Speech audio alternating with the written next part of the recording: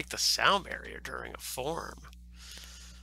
That's overselling it a little bit. Hey, what's going on, everybody? Welcome to Season 2, Episode 6, also known as the series finale of Whistlekick Live. That's right, this is the very last one. This is it. We're calling it quits. We're going out on a high note. And that's what we're doing. So, as always, I want to give a shout out to Gabe. And I point over here because he's on a computer over here. This is where I see him. Thank you to Gabe for all that he does in putting the show together, as well as the other people who contribute. Frank with his jokes, and I'm sure there are others who contributed to this one, but I don't have a list in front of me. So my apologies to anybody I missed. To all of you watching, or maybe watching later, or listening later, all of that, thank you. Thanks for joining us. Hope you have a good time. And if you enjoy this show, maybe this is your first time finding the show, which is super disappointing that you're coming in on the last one. But if that's the case, make sure you're checking out Whistlekick Martial Arts Radio and First Cup and all the other things that we do. Go to whistlekick.com. That's where you're going to find out about everything that we've got going on. Tons of stuff. You can't get this shirt. We don't sell this shirt anymore. Maybe again someday, but that's where we're at. So we've got an hour of fun. I think we'll call it fun. There's probably going to be other emotions expressed during the show, but mostly fun, entertainment, and we'll see where the show takes us. That's one of the fun things about this show, is that I don't know what's going on. Gabe doesn't tell me, not because he doesn't want to, but because I don't want to know. I'd rather just experience it live and just kind of let it unfold organically. I think that's a lot of fun. It's a good time. I get to enjoy it with you instead of planning it ahead. I don't know what we've got planned first. I don't really have much of an opening monologue. So let's get into the first thing. What do we got, man? Where are we going? What are we doing? Oh, tell me about your biggest words. Tell us about your biggest martial art pet peeves. I'm conflicted with my pet peeves because some of them I feel really strongly about, but then at the same time, I try to leave space for people to do things differently. So it's a bit of a contradiction, and I need to learn to breathe in better. This is why I yawn. It's because I spend all my time breathing out and talking. I got to breathe in. So fortunately, Gabe has some notes here from me of things that I find to be pet peeves. The first one on the list: high ranks with poorly tied belts. I have no problem if you're a low rank, new to training, and you don't know how to tie your belt. But if you're a red belt and you can remember a bunch of forms, if you've been training for years and you don't know how to tie your belt, I think that reflects poorly on a bunch of people involved. Now, if your instructor doesn't enforce you learning how to tie your belt, then it's on them. It's not on you. But it still irritates me. There aren't a lot of things that I think are important. You know, showing up, wearing a relatively clean uniform that doesn't stink, and having your belt tied right, and showing up on time. Like, these are basic rules of participating in society. Yeah, there's the next one: not bathing. If you smell gross at the beginning of class, that's disrespectful to everyone involved. And you know what? I can see circumstances where maybe it happens once in a great while. Something's going on, especially some of us who stress release stinky armpits. Fine. But if you're always smelly, you're being rude to everybody else in class. That ticks me off. Instructors who avoid demonstrating techniques so they don't look bad. That drives me insane.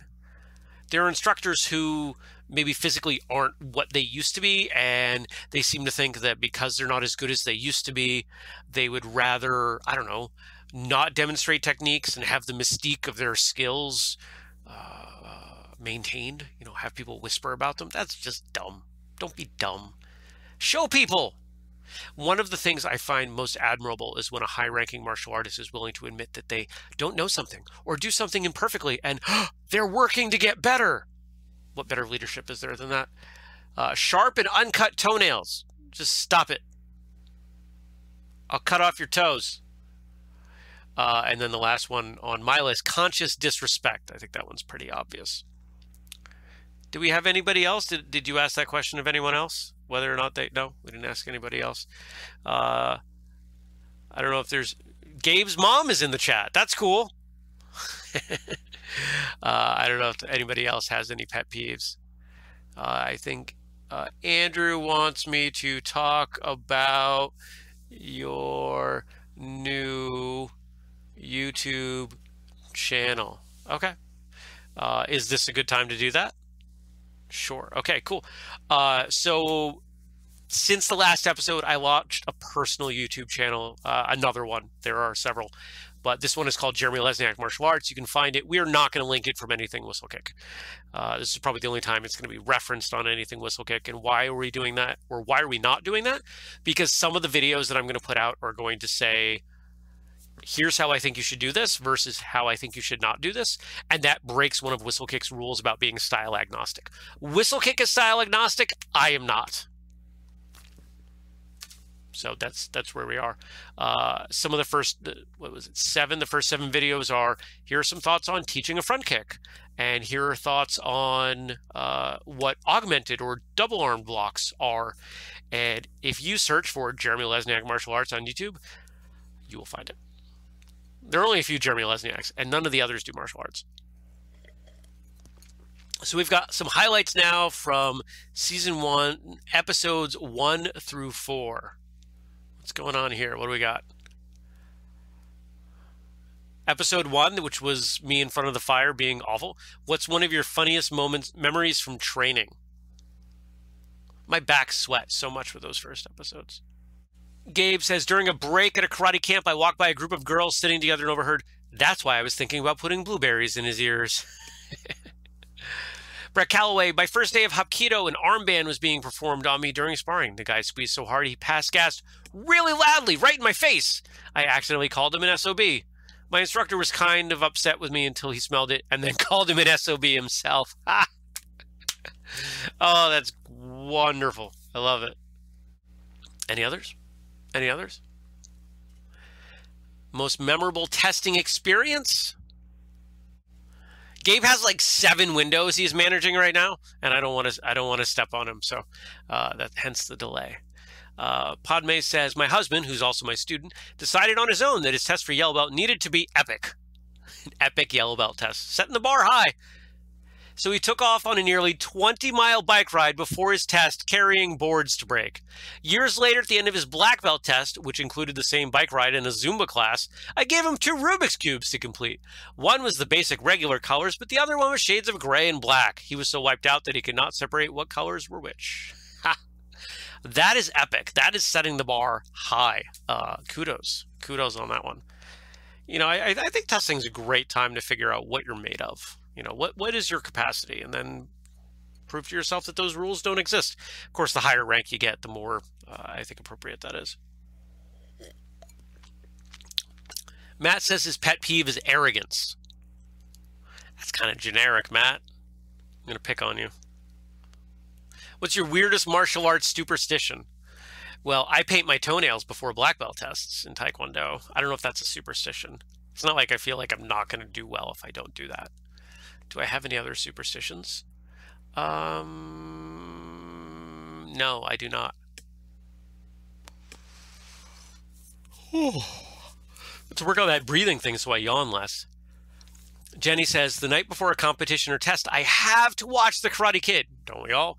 The day of the competition, my uniform cannot be clean. That is, I had to have worn it for class at least once before the competition or testing day. I also need to arrive wearing my personalized Black Mamba t-shirt gifted to me by my chief instructor and warm up listening to Dream Theater. But those aren't weird, right? Those are super weird, Jenny. Jenny's in the chat. People are laughing at Jenny. Good times. Jamie says, a uniform is not worth wearing until it's had blood on it. Really an old hockey superstition that carried over. I, Jenny, had one friend in my dojo who had to wear a t-shirt inside out under his gi when competing. Our sensei had made him flip his shirt inside out once because of the graphic on it, and he went on to win all his divisions that day. So from then on, an inside out t-shirt was a must. Okay. Hey, you do what works. If it works, you do it. You do it till it stops working. Or you come up with something better. Superstitions, maybe they're not superstitions. Maybe they're just experience. Maybe they're proof.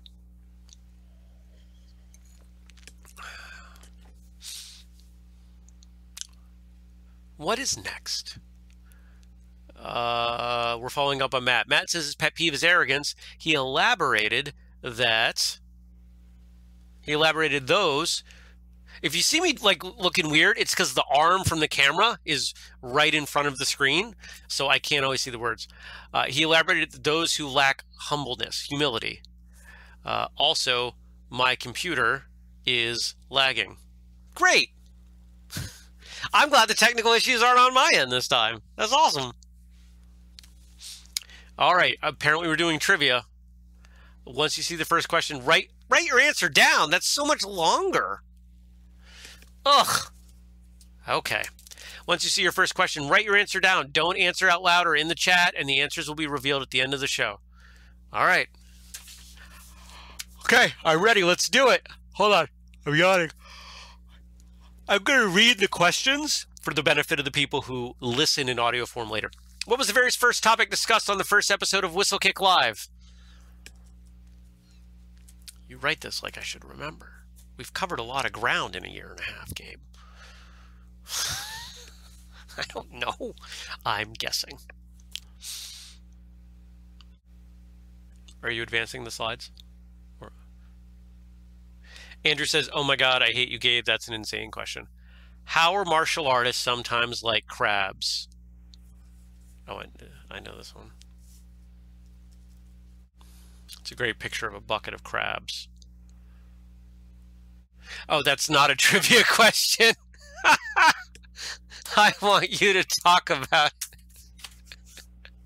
I thought we were running with like 10 trivia questions in a row. I wrote down my answer, though. All right. How are martial artists sometimes like crabs? I've shared the analogy, a bucket of crabs. You don't have to put a top on it because the moment one crab starts to get out, the others will try to get out and pull that one down. And there are times when martial artists don't want to see other martial artists succeed. Unfortunately, even in the last 18 months, I have witnessed some of that. People that had been friends or that I thought were friends, people that I thought I had the support of. As we've moved forward, as we've grown, as we've done more things and pushed the envelope, they've decided that they don't want to be around. They don't want to talk to me. They don't want to be my friend. And to all of those people, thank you. You give me motivation, and you make it a lot easier for me to know who actually belongs to be in my life.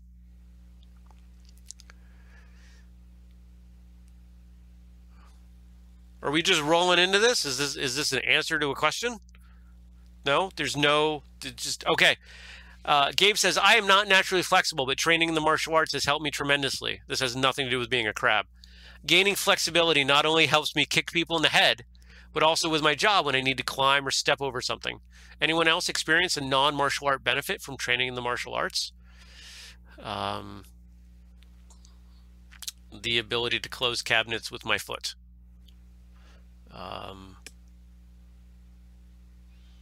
The ability to break pieces of wood for kindling without hurting myself. Daniel says, I was running in an off-road race last winter and saw a guy a few meters in front of me trip over something. He barely even seemed to break stride as he hit the ground with a perfect rolling brake fall and popped back up and kept running. That would be a great benefit to offset one's clumsiness, which we all have clumsy moments. We all trip and slip and catch our toes on things and knees. Oh, this is a good one. Is this from early on? Because I like this. Yeah. Sparring is just mutually agreed upon assault. I love it. What I don't like is I don't see any Whistlekick gear in that shot, but that's okay. It's all good. It's all good. I like the mats, though. They're colorful. Why are mats always red and blue? Why don't we see other colors of mat? Well, black, I guess. You wouldn't want white. There's Whistlekick stuff in there you can't see because we're wearing it. All right. That picture is from karate camp. Right on. It looked like your school because I see the one person with the Kicks logo on the back of their t-shirt. Nice. If the martial arts were developed today, what would the weapons look like? Brooms, pool cues, rakes and shovels, far more knives. Answers from the show included pool cues, hammers, shovels, selfie sticks, knives, shovels again, scissors, and other things you have laying around. Knives! I don't think I have scissors handy. Are there scissors in here? No. No scissors in there. What about a pen? Stabbing people with pens. That was not question 2. I got to cross that all off on my list. Those answers fit perfectly with this quote. I'm reading my own quote. This is weird. There are only so many ways the human body can move, and only a portion of them makes sense through the lens of combat. Sometimes I've changed that last bit from the perspective of combat. But either way, it's the same idea. I said that. And it's a picture of me. It's weird. It's me looking at a picture of me reading a quote from me. This feels incredibly... Well, it's not arrogant because I didn't choose to do it. Self-serving. And it also looks like I'm wearing a brown belt, which is totally funny. Something's off on the color on that, but that's cool. It's the only time I've worn that red gi. I think. Poll. 3 old and equally wise masters live at the top of a mountain and will offer advice to anyone who makes the climb, but you can only talk to one. Who do you choose? The one who started with nothing got 8 votes. The one who never had any students got 1 vote. The one who was naturally gifted received no votes. And we had an addition. There is no need to choose any of them or seek advice. If you know how to sense, observe, say nothing, ask nothing, just be present. I think the one who started with nothing, because you get to learn about process and growth. And I think those are important lessons. One of the things I've said in my personal circles is we need to be cautious of who we take advice from, because not all advice is equal. Would you take advice on money from someone who has none and never has? Maybe you take advice on how not to do things, but you're probably not going to listen to, their investment advice, for example. Matt said John Wick used a pencil as a weapon. I remember that. Be aware of who you're taking advice from and why. I think is the moral to that story. Gabe says, so did the Joker use a pencil as a weapon. Yeah, pencil's a great weapon. I carry this little flashlight. It's bright. Yay. And the battery's dead. There it is. Okay. But it's metal, mildly waterproof, and makes a great mini Kubaton. Ah, there goes my thumb, right? So you can get those like 4 for $15 on Amazon. Anyone who's participated in martial arts for any amount of time knows that those who don't train don't always understand what the arts are all about. What are some common or funny examples of misunderstandings from non-practitioners? We could have done like a whole show on this, and I don't just mean a whole episode. We could just make this the whole show. We could go out to the public and just say, hey, what do you think about martial arts? And they would say ridiculous things that would be wrong. So what do we got first? Gabe says, a few students and I were training weapons at a park, and we overheard a lady refer to our staffs as ninja sticks. And it's been an awesome inside joke ever since. I think we should call bows ninja sticks. I think that's a great name. That's like such a better name. If Whistlekick ever sells bows, we will call them ninja sticks somewhere in the description just for an inside joke.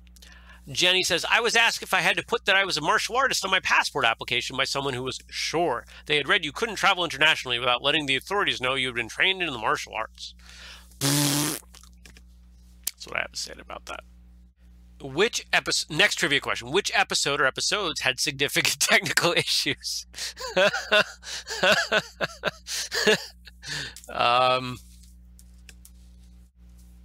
I'm taking a guess. Most of you are probably going to have the same guess.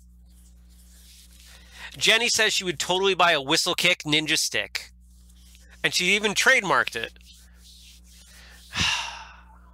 We should do that. We should make ninja sticks. Which episode or episodes had significant technical issues? Andrew said all of them. I suspect that's what most people are going to say. Most people never saw most of them. It's true. We were able to handle most of the significant technical issues. Highlights from season 1, episodes 5 through 8.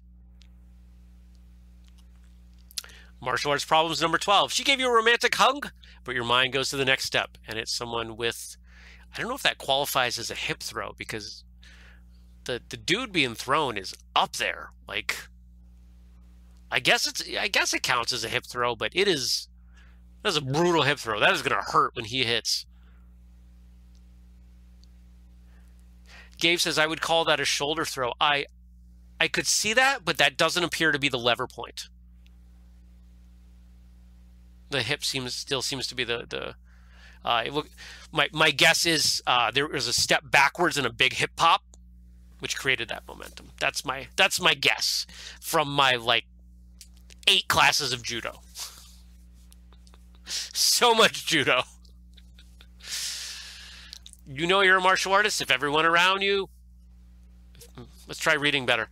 You know you're a martial artist if everyone you know avoids sneaking up behind you for fear of bodily harm. And then the irony is that the team chose a picture of O-sensei, Morihei Ueshiba, from Aikido to use in the image. Of course, one of the most pacifistic martial artists. Probably best known for being a pacifist of all the martial arts prominent figures. Gabe's favorite story of all time. Jeremy was deployed as a weapon against a goose. Am I retelling this story? Is that what I'm doing? All right. I just told this story not long ago. I don't think it was in a martial arts context, though. I like this story. So I grew up in Maine, and as you might imagine, there are farms all over the place. My mother had a business partner who lived on a farm. Her husband was a farmer. They farmed primarily cattle, but there were pigs, and it was a big farm. And the farm's it's all gone now. I think the house is there, but all the outbuildings are gone. It's super weird. And there was a goose. There were several geese, but this one goose was super duper mean and hated people and wouldn't just honk and kind of be aggressive. It would actually come and attack you. And so we would pull up to the house to go inside, and I'm young. I mean, this is the early 80s, so booster seats weren't really a big thing, but I'm sitting in the car in the front seat, right, where everybody's going to die. I survived. And part of the routine was I would look for the goose. So my mother would park as close to the front door as she could without blocking it. And we'd look for the goose. And if it was safe, get out. And so, do you see the goose? I don't see the goose. She doesn't see the goose. So we get out. And the goose comes charging out of the bushes like a velociraptor at Jurassic Park. And she picks me up by my arms and swings me like golf club style, tees off, and clubs the goose in the foot, in the face with my feet.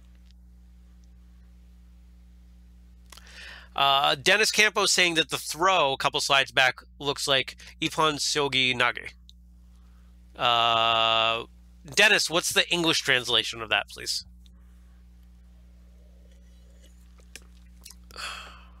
So yeah, you can use your children as weapons in a self-defense situation. They're the stuff of movies, myths, and masters. Challenge fights. Did they really happen? Should they happen today? What are your thoughts? They should not happen today. That's just silly. And let me say, here's a pet peeve. Logan and Jake Paul being boxers in that thing, stupid. Just a bunch of stupid. Oh, Dennis says shoulder throw. Okay, Gabe was right. Dennis outranks us both. So if he says it's a shoulder throw, it's a shoulder throw. He actually knows what he's talking about, too. All right, Matt says, at one point I was running a school in the inner city and outside people would come in to start a fight or challenge. It happened a few times a week, so I wrote up a special waiver, charged them whatever special I was running, and allowed them to step on the mats. Very few went for it, but I enjoyed having it. Nice. Yeah, it's ego. I'm not a fan of ego leading action. If your ego is so fragile that you need to take action in an aggressive way against someone else, you are a bully and you deserve to have your face squashed. That's just how I feel. Whistlekick Live Season 1, Episode 7 was the first episode after the lockdown started. Here are a few topics from what unintentionally became our stay-at-home episode. Ugh. We've been doing this. It's a year of that. What have you done or will you do to adapt your training to your current situation? What are you hoping to accomplish while you're stuck at home?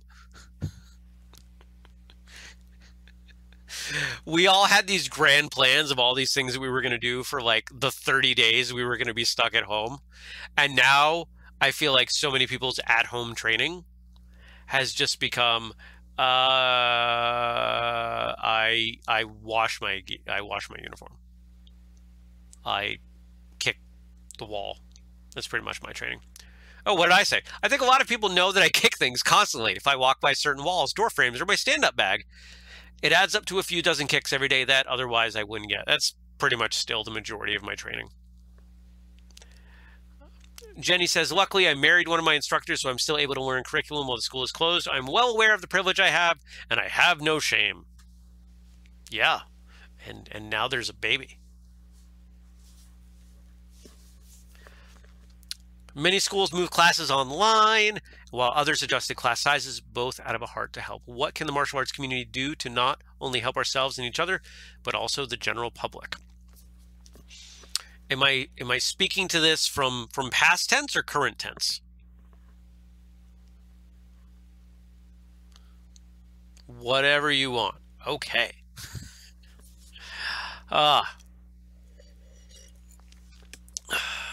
You know, one of the things that I've seen is that some schools opened up their Zoom classes, and just some of them made it free or donation or pay what you want, and really just tried to use it as an opportunity to give the community something else to do. And I really like that. I think that was great. For some areas of the country where this stuff is still going on and going on strong, and there's still not in-person stuff, consider people's consider where they're at. People in your area that are going to be looking for things to do that are different. Don't be afraid to make martial arts one of them.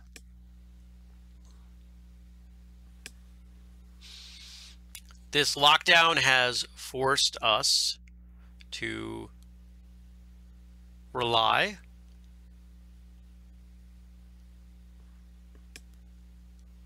Gabe's typing is not always accurate, so I'm guessing what he's writing on other martial artists. Yeah, absolutely. I had an interview today with someone that I started emailing with them. He emailed me at the first time right around, I don't know how long he'd been listening, but started emailing right around those bonus episodes I did about the lockdowns, my recommendations to schools and to martial artists, you know, what to do as we go through this. And I think much of what I suggested really came to pass. Some, you know, most of my predictions came true. And one of the things that we talked about was how important the stuff that we've put out has been to so many people. I mean, myself included. But I get email from people, I'm not going to say constantly, but frequently, to say, thanks for doing what you're doing. It's helping me get through this. You know, that's why we do it. That's why we'll continue to do it. Jenny says, those two facts are unrelated. I was pregnant before lockdown. I wasn't quite connecting those dots, but thank you for doing it for us. Anna said, my studio is resorting to online lessons and more kata-based learning. We also have this opportunity to use YouTube for additional knowledge. Want to learn a fan dance and bring it back to your school? I say do it. Have a testing coming up? Find something new and creative to bring back and share so everyone can learn. Yeah, This is why I don't know that I would ever be able to be on like a network show. Like, look at me. I can't breathe properly and not yawn. All right, our next trivia question. Thank you for the warning, because I might have guessed something else was trivia that wasn't. I'm ready. Let's do it. Who was the first guest we had on the show? Oh, crap. Remember not to answer in the chat. I'm just going to guess because it's usually this person with everything I do. Like, there are a handful of people I reach out to for everything. And it's probably this person.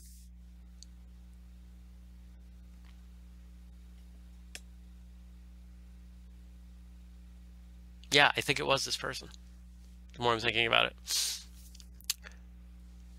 What non-martial arts movie quotes would be hilarious in the context of your training?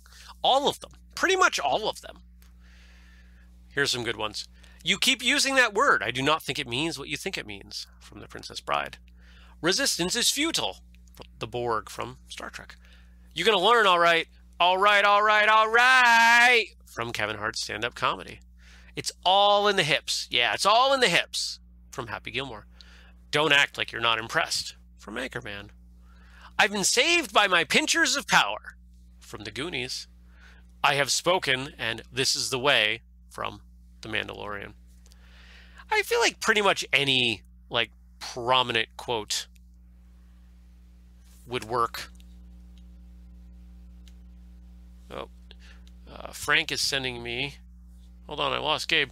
Frank was sending me the quotes for tomorrow's episode of First Cup. Make sure I have those. I appreciate that. So make sure you check out First Cup, 6:30 a.m. U.S. Eastern Time. Every weekday on YouTube. A funny story from the above post. When we practice for tournaments, sometimes I will introduce myself with judges. My name is Inigo Montoya. You killed my father. Prepare to die. See, in a lot of martial arts circles, the introductions have gotten long and dramatic, and they add a lot of time, and they can be frustrating to people. I think they should be fun. I think they should be ridiculous. And if I ever get to compete again, I'm probably not going to take any of it seriously. Story time with Matt. We've got 2 stories today. Cool. I was doing partner drills with my buddy Steve in class one day. We had stopped for food beforehand. I'd gotten a hot dog that was seemingly fine. A little bit of foreshadowing. As we started doing drills, I kept hunching over. Instructor came over and all I could say was, bad hot dog. The instructor took it as I got hit in the groin, picked me up and dropped me on my heels a few times. Steve laughed hysterically as I tried to stop him and explain I was feeling sick. The next time I get hit in the groin, I'm just going to say bad hot dog.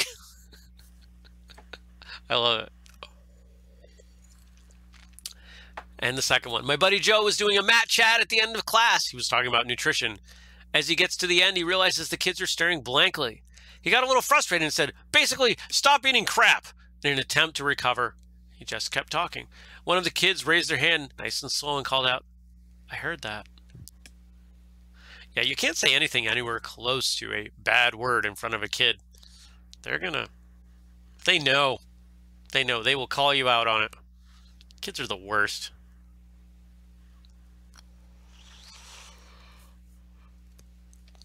What's one of your funny or weird training injuries? I broke this finger.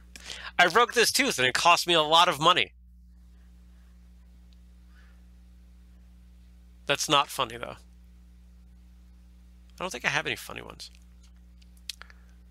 Oh, I like that we've given Jenny a new name. Jenny says, this happened in a 4-on-1 sparring match where I was one of the 4 and Matt was the 1. During the match, my other 3 team members were holding back, but not me, the big bad 8th gup that I was. For those of you that are not Taekwondo, remind me, Matt and Jenny, in your school, do you guys count up or down? It's going to be too long of a delay. I'll chime back in when I get a response. I kept working my way in and trying to get some strikes in. At one point, I cut between 2 of my partners and slid in to land a side kick. As my leg was coming up, Matt planted a side kick of his own right under my left arm, nailing me in the rib cage and taking my breath away. He paused for a moment to make sure I was okay, and we finished the match. Turns out that kick cracked a few ribs. He and I had just started dating, so we tell everyone that was the day he kicked his way into my heart. Okay, yeah, that's what I thought. They count down. So 8th Gup would be a fairly low rank. Wow. Wow, I remember this feeling when I read this, because I feel like I've read this story. So reading it again, yeah. Matt, it's a good thing that she kept hanging out with you. 8th Gup is roughly 6 months of training. Pretty aggressive. She's trying to make an impression, I think. Matt also pointed out that the original word wasn't crap. In that story, in the nutrition story. Much more significant story. Remember the stay-at-home kata challenge that Andrew and Gabe put together? I do. This was fun. Are we going to watch that video?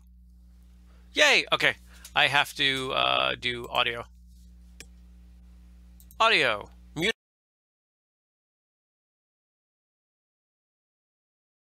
Unmuting my microphone. Go ahead when you're ready. Or I can press it. Here, you do it.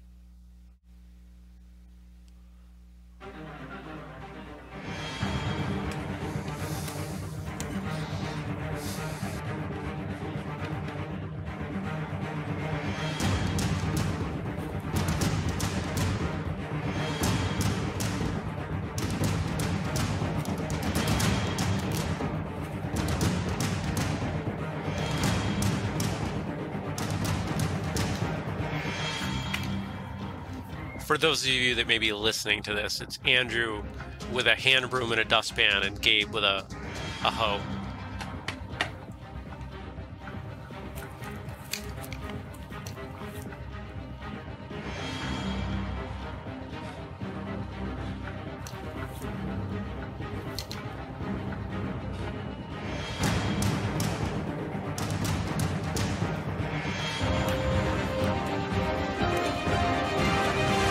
I love it. I love it. You guys should do something like that again. That was so much fun. It was a ton of fun. I'm having a little bit of work done on the house, like little stuff.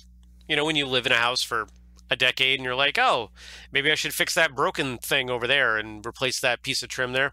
It's a bunch of little stuff like that. But starting next week, it looks like we're going to get some stuff in the upstairs of the warehouse finished off, so I can actually do some more training and video up there. So looking forward to that. Here comes your next question. All right, bring it on.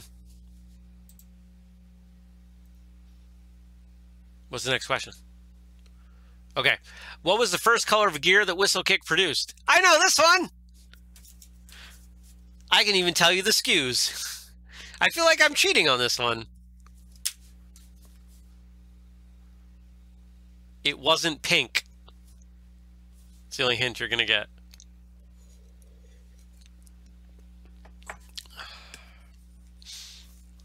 Highlights from Season 1, Episodes 9 through 12.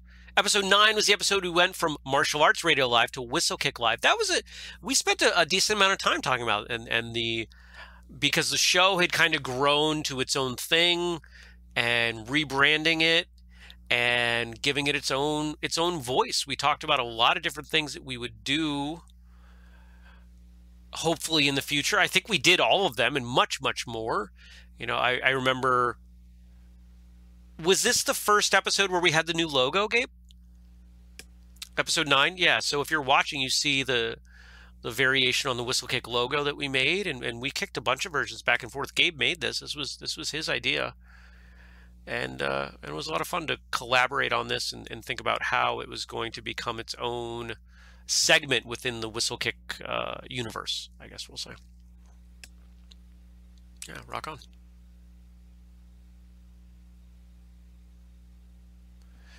A fascinating thought from Gabe. I find it interesting that underbelts strive to have a black belt mindset, while black belts strive to have a white belt mindset. Oh. Ooh. That's pretty poignant, man. That's good stuff. If you were a different type of person who indulged in substances, I would think that that was a thought that came to you while indulging in substances. I dig it. And the next shot is a picture of him with a Whistlekick shirt that on the back it says, "A black belt isn't something you wear, it's something you become." And I think that's one of the shirts that we've done that I don't own. I don't have examples of every shirt that we've ever done because we've done a lot of shirts. We haven't done anything new in a while. We'll do something soon. Despite the somewhat philosophical intent of the previous picture, Jeremy used it to point out that he thought Gabe was going bald. Oh man, what a jerk. That Jeremy guy's the worst. And who am I to talk? I mean, look at me. I got like 8 hairs between my, across my whole skull. What was the question? I see answers, but what was the question? Oh, this is Jeopardy style. Oh, okay. Is this a trivia thing? No. Okay. So here are the answers, and you have to figure out what the question is. I said learning how to talk to people. Matt said a good work ethic. Gabe said gracious confrontation and flexibility in everyday life. And Dove said, my migraines as a teenager. In Tang Soo Do, we did enough meditation exercises so that I was able to relax in the middle of a migraine headache and release some of the tension. So the question, am I supposed to provide the question now?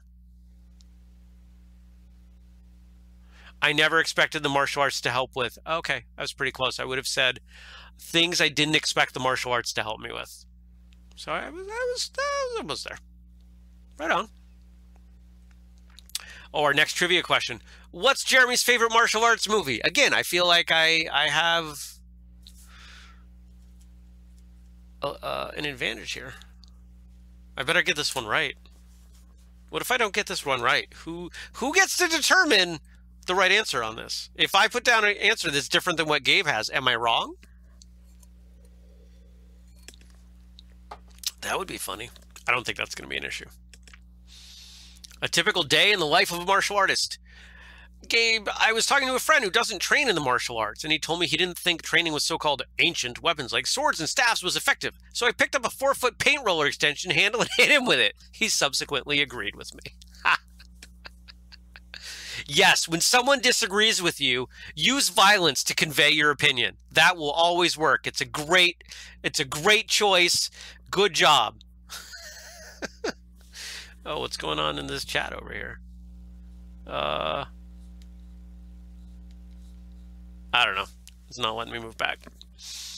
All this good stuff. See, this is one of the hard parts is the chat. For those of you who never got a chance to join us live, the chat is fun, and anybody who's been in the chat knows that this is like a significant piece of this show. And I don't really get to engage with it in the same way because I'm doing this. And if I stop and I do that, then I can't do this. I'll tell you what Andrew said in the chat in a few minutes. Okay. Oh, I know what he's... Andrew, you're fired. What's the craziest thing you've seen happen at a tournament? What's the craziest thing you've seen happen at a tournament? What is the craziest thing I've seen happen?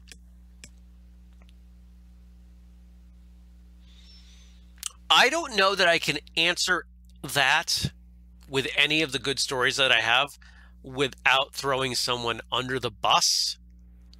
That, martial arts in New England, it's like 2 degrees of separation.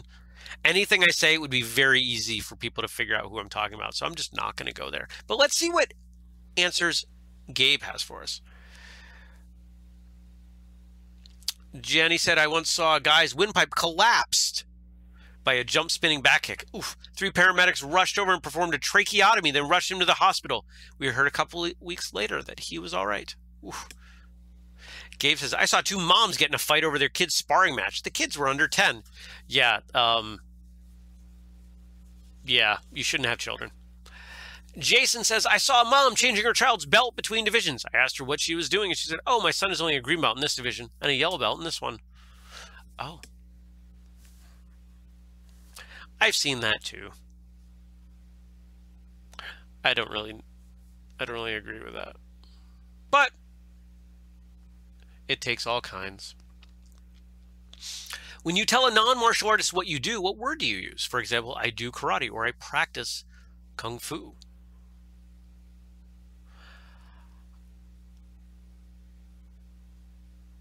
I think I typically say train. If you listen to martial arts radio, in the last year and a half, we've had several people on the show who use the word play, which initially I was resistant to, but I actually kind of like it. We've got this great meme, and it's the little girl, the little blonde girl in the pink jacket with the pigtails. My face when someone asks, "What do you do for fun?"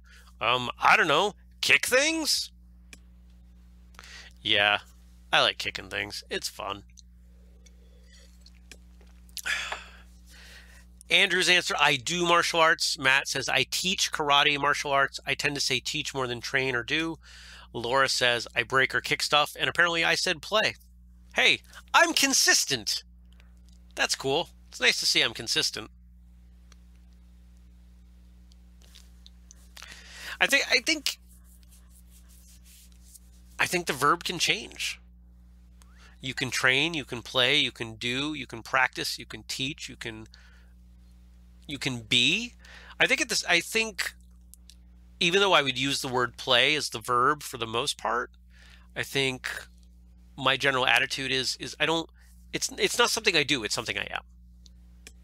I am a martial artist, not so much I do martial arts. I think this is from the tournament thing. Dennis says, 2 guys throwing roundhouse kicks simultaneously slamming their shins together and both legs broke. Ow, that hurts. That hurts me thinking about that. Holy, because I know how much it hurts to not break your shin doing that. Shin bone's hard. Holy crap, what would have happened if they'd hit like somebody's skull? Not okay. What's the strangest place you've ever done a form? Slightly suggestive in the way that question is asked. Let's see. Beach, state park, backyard, hotel room, hotel hallway,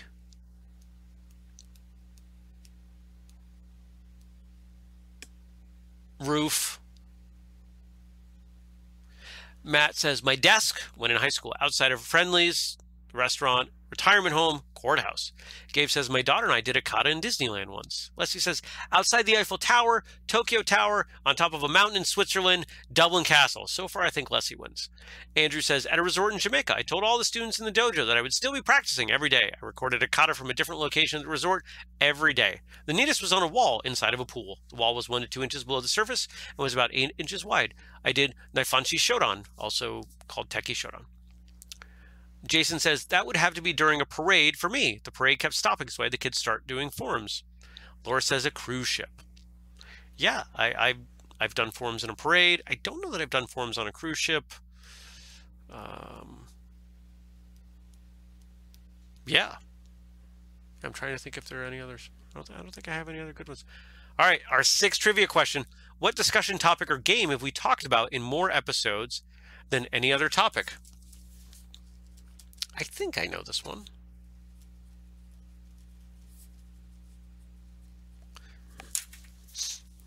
Maybe someday Whistlekick will reach the point of notoriety that we will have Wikipedia pages on all this stuff, and someone will go back and fact check all these things. That would be interesting. All right, highlights from Season 2, Episodes 1 through 4. We're coming to the end. Pick your favorite end-of-the-world movie. Too much talking without inhaling. Put yourself in that movie as a martial artist. How do you fare? How do you affect the plot or outcome of the movie? I probably said Zombieland, because that's what I would have thought I would have said. And I think zombies are not going to be terribly responsive to martial arts unless that martial art is kabuto, weapons-based. I see a strong opportunity for forms in there, or I'm sorry, for staff in there. Matt says, knowing or 2012? Unfortunately, I don't feel as if my skills would take effect. Not sure I'd notice the pattern in knowing, so it'd be boring. In 2012, I might only get a boat if they'd pick me to train New World military. Keep my family alive might be a cool feat cinematically as the world crumbles. If Zombieland counts, that'd be my favorite, and I'd do great. I'd have less one-liners, but I'd be fun to watch. I'd train those I keep with me. Stacy says, I am eaten alive by the bugs.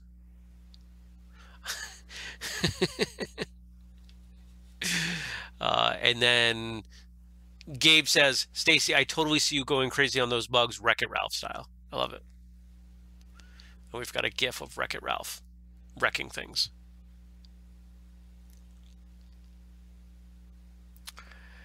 Mr. Miyagi had wax on, wax off, sand the floor, paint the fence, and paint the house. Mr. Han, Karate Kid in 2010, had jacket on, jacket off.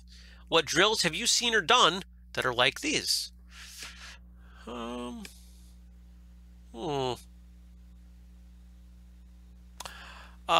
Scoop and throw. So teaching what I grew up calling an inside block or an inside forearm block. So imagine you have a shovel, a hand shovel, and you scoop and throw the dirt. Scoop and throw the dirt.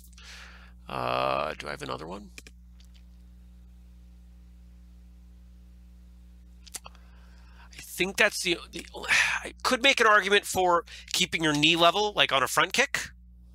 And imagining a plant. I think somebody somewhere along the way said, imagine there's a plant on your thigh while you're doing a kick, which actually at this point, I disagree with that logic. Matt says, serve the pizza. Look at the mirror. Stir the pot.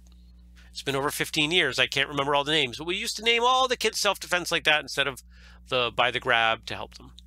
Jason says, my wife used pizza stop sign to teach guarding block with the knife hand. Oh, okay. Pizza stop sign. I often use stop and chop for a wrist grab, counter, and strike. Stop and chop. Wrist grab. Stop. Maybe that. Here. Last question. Here it comes. Okay. What martial arts myth has come up in at least 3 episodes? All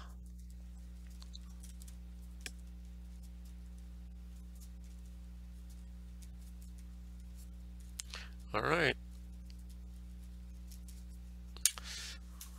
Got it. Oh, Frank's in the chat. Hey, Frank. For one clinch move, we say steer the school bus in Muay Thai. I like that.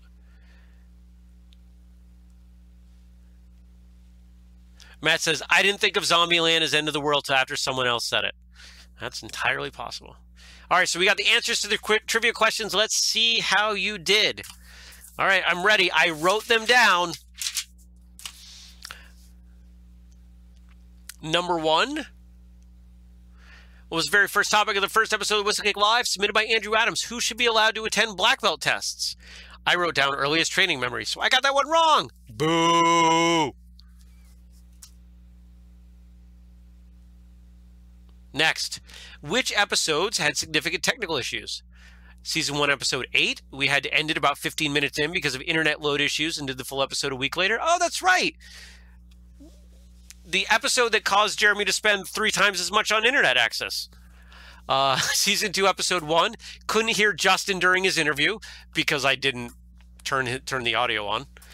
Season 2, episode 4, almost didn't get off the ground because Manycam and Zoom were not working together, but a last-minute reboot solved it. So don't forget, kids. When in doubt, reboot. I wrote down all of them.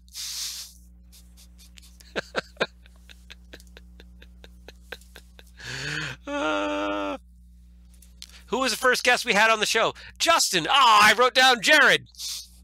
It's usually Jared. I usually ask Jared to do stuff. But I do remember that now. Was it Justin and then Jared was the second one on that episode? No? We didn't have Jared that time? Do we get partial credit? No, no partial credit. We didn't have a second guest. Oh, okay. Because of the sound. But was it going to be Jared? No? Andrew. Andrew was going to be the second one. Okay. All right. I am striping out, folks. I got this one. First color of gear, black.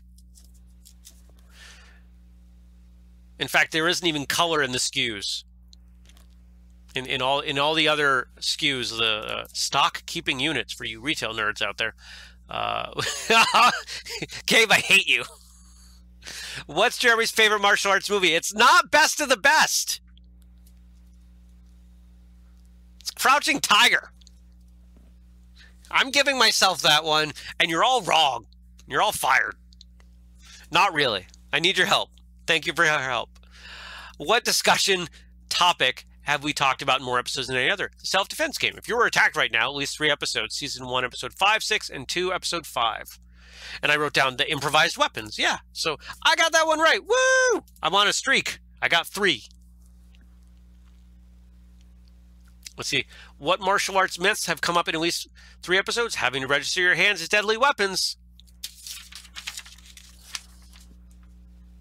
The need to register hands at black belts. I got 4. Anybody beat me? Jenny got Crouching Tiger. This was fun. We're doing rapid fire trivia too? Okay. Ugh. I don't know why I'm stretching. Hold on. I like that rapid fire trivia has pictures of squirt guns, specifically super soakers. Andrew got 2. All right, let's do it. The person you're playing against got 0 right in a minute 20. That's setting the bar low. All right. I've taken every question you've gotten wrong from previous episodes and put them all in one. Ugh. I hope you've been studying. Ugh. Ugh. You're like half of my high school teachers. All right. The final is all the questions you guys did terribly on throughout the year. All right, let's do it.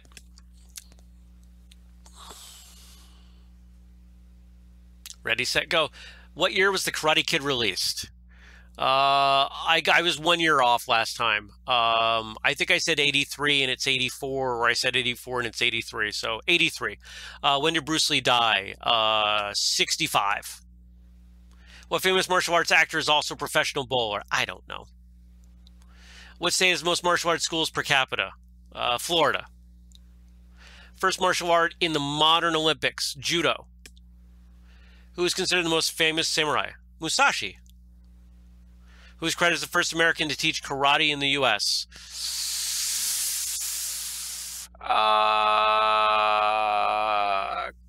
Mitosi. Why is a karate gi white? I don't know. It symbolizes purity or something. What does the color black represent on the uniform in Taekwondo? Wisdom. What do BJJ practitioners call their uniform? It's a gi, but you called it a kimono when we did this last time. Korean word used to refer to a belt or rank. Gup. What does Aikido mean? Gentle way. The armor called used in Kendo. I don't remember. Name one of the 4 founders of Kajikembo. I just looked at a list and I don't even remember them. Pass. Where was the American Taekwondo Association founded? The ATA, Illinois. Name a style with no strikes. Judo. What does judo mean? I don't know. What does Shotokan mean? I saw it on a patch before. It had something to do with pine trees. That's all. Let's see how we did.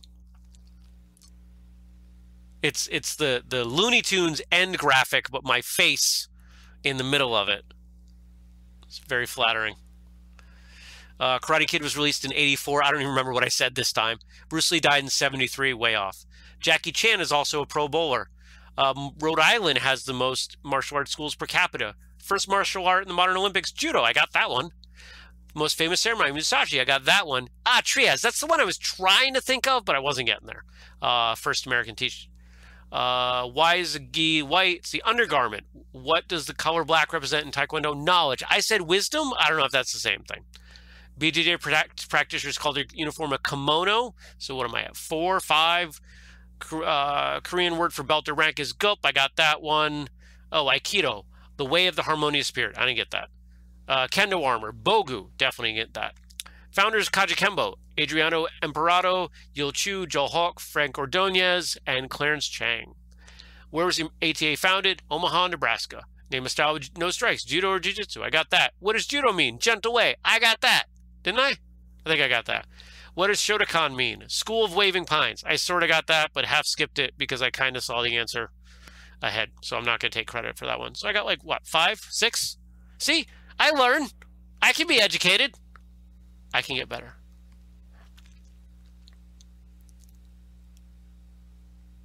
All right.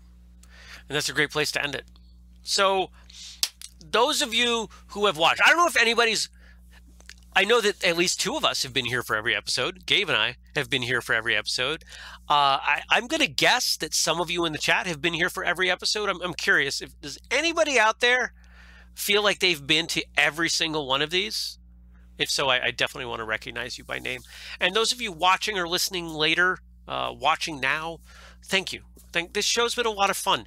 It's been a great opportunity. Gabe and I are far better friends than when we started. We both learned a ton of stuff about the technical side of how all this stuff works. And I've said it before. I will say it again. I don't know if I've said it on the show, but I've definitely said it to Gabe a number of times. When you look at what we've been able to do with relatively little resources and comparatively low investment of hours, we've put together a pretty good show. Look at every other kind of nighttime show that we'd be competing against. There would be dozens of people working full-time to produce a single episode. So if you think about the economy of what goes into this versus what comes out, I think we've done a pretty darn good job, and I'm really proud of it. And I'm thankful for all of you for joining. Andrew says he missed 1. Matt and Jenny says they've made it to everyone. That's awesome. I'm super excited. Thank you guys. Thank you for your support. And I really wish, there we go.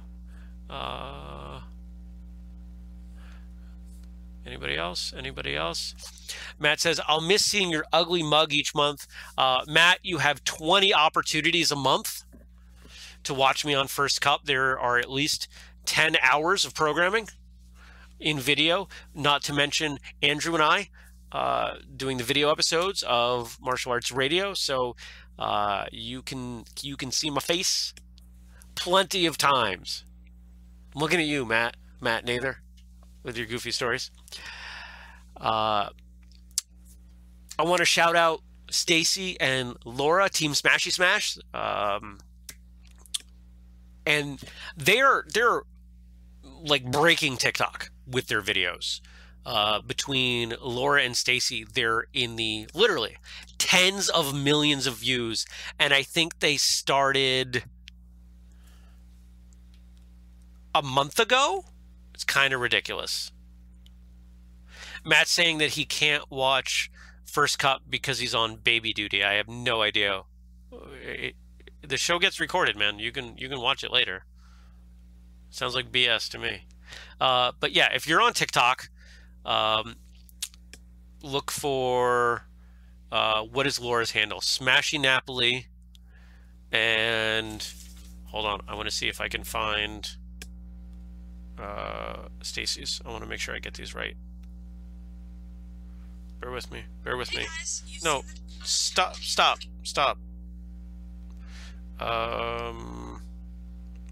Where are we? Okay, Laura. Yeah, Laura is Smashy Napoli, and then Stacy is Sulis Dracarys. Sulis Dracarys. Yeah, it's a ridiculous number of views between the two of them. Millions of likes, tons of comments, and they're doing a great job. They're doing on TikTok what I would hope we could do with TikTok. So go check them out. Make sure you add them. Make sure you're following us on social media. Make sure you're checking everything out. If you've been looking at one of the programs we have, grab them by the end of the week. We are raising prices starting next week. They have to go up. They're too cheap. I'm getting flack from consultants that we need to raise those prices.